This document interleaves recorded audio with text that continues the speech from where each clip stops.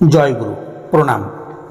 আজ তৃতীয় পর্বে শ্রী শ্রী ঠাকুর অনুকূল চন্দ্রের সঙ্গে তার প্রিয় ভক্তদের কথোপকথনের বিশেষ অংশ আপনাদেরকে শোনাব। স্নানের পর তাকিয়ায় ঠেস দিয়ে মনুসংহিতা পড়ছিলেন। ষষ্ঠ অধ্যায়ের 37তম শ্লোকটি বিশেষ করে পড়ে শোনালেন। শ্রী শ্রী ঠাকুর মনুসংহিতার দ্বিতীয় অধ্যায়ের 28তম শ্লোকটি মুখস্থ করতে বললেন। এই দুটি শ্লোকেই আদর্শসম্মত বিবাহ সংস্কারে পবিত্রতা ও প্রয়োজনীয়তার বিষয় উল্লেখ আছে।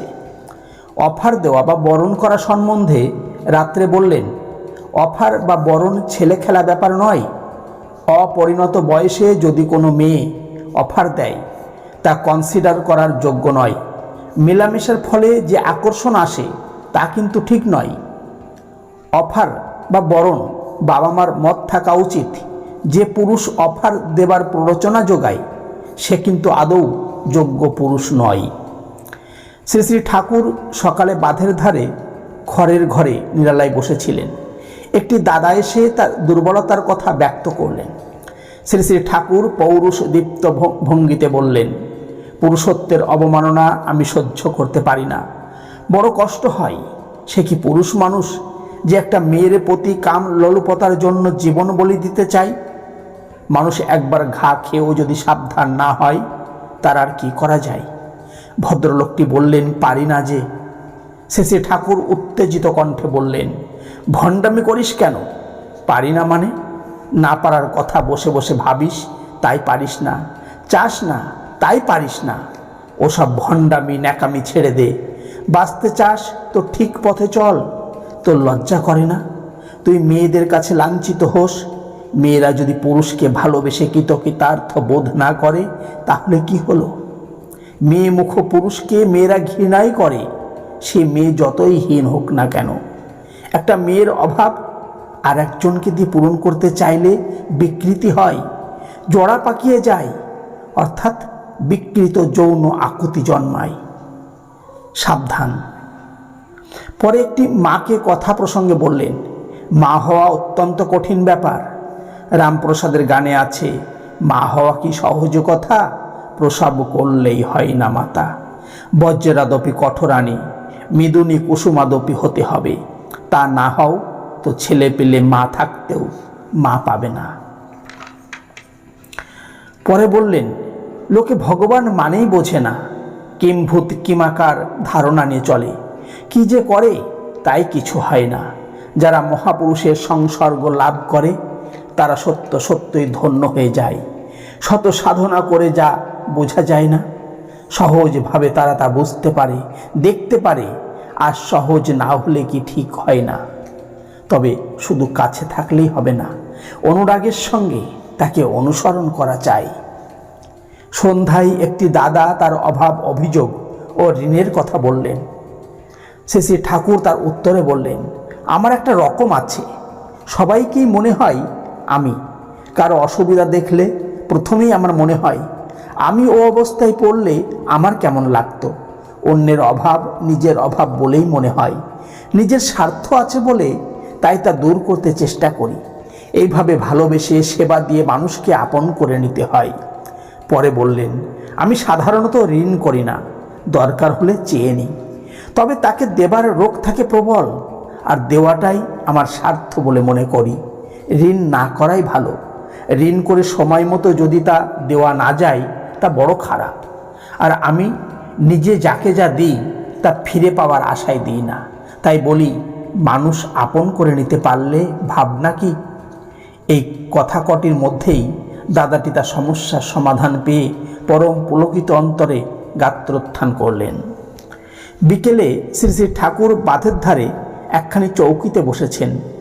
বিনীত প্রার্থনার পর আশ্রমের বহু দাদা ও মায়েরা সমবেত হয়েছেন। একজন মৌলভী সাহেব আসলেন। তার সঙ্গে ইসলাম সম্পর্কে কথা উঠল। শ্রী শ্রী ঠাকুর বললেন, কোরআন এমন জিনিস, রসুল কত পরিষ্কারভাবে সব কথা বলে গেছেন। কারো সঙ্গে কোনো বিরোধ নেই, অথচ আমি একটা মুসলমানের মতো মুসলমান কমই দেখতে পাই। রসুল কি কখনো কথা বলেছেন যে মুসলমান বা ইসলামপন্থী হতে গেলে কারো বংশানুক্রমিক কৃষ্টিকে অস্বীকার করতে হবে, পূর্ববর্তীকে বিক্রিয়া বা বিশ্বাসঘাতকতা করে যাকে অ্যাপসেট করবে বা গ্রহণ করবে, প্রকৃতপক্ষে তাকেই কি বিক্রিয়া করা হয় না? আমি ইচ্ছা করলেই তো ইসলামের সেবক এই অবস্থাই হতে পারি, প্রত্যেক অবস্থায় পারি, আর তা হওয়া উচিত।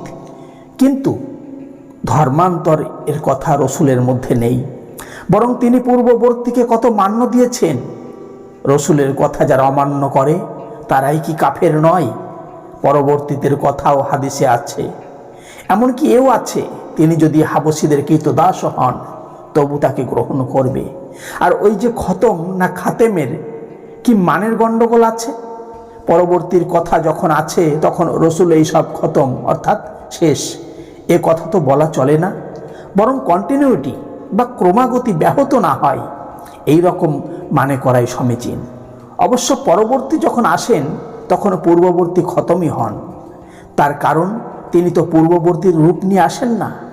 তবে এটা ঠিক যে সেই একই প্রেরণা বিভিন্নভাবে আত্মপ্রকাশ করেন, একই মূর্তিতে আসেন না, কিন্তু যিনি আসেন তিনি তারই পরবর্তী, তাকেই ভিত্তি করে সেই প্রেরণারই অধিক পরিপূরক।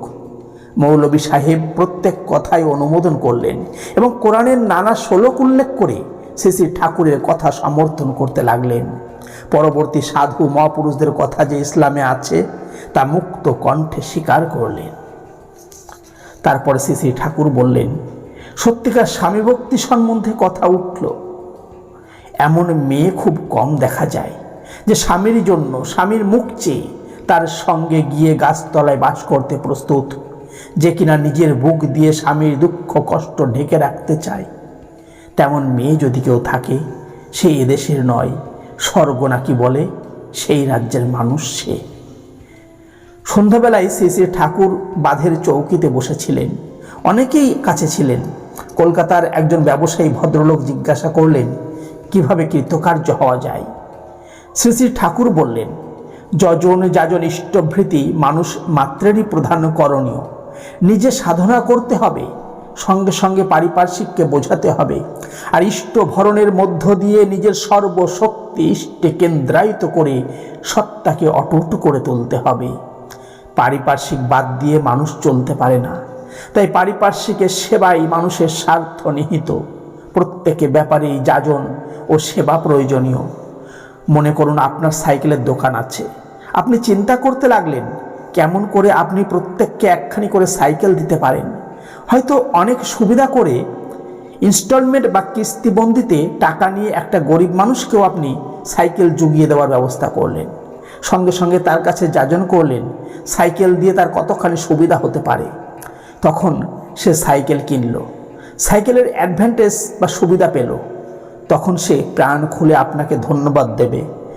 অমুক অবস্থা বিবেচনা করে কত সুবিধা করে আমাকে একখানা সাইকেল জুটিয়ে দিয়েছে।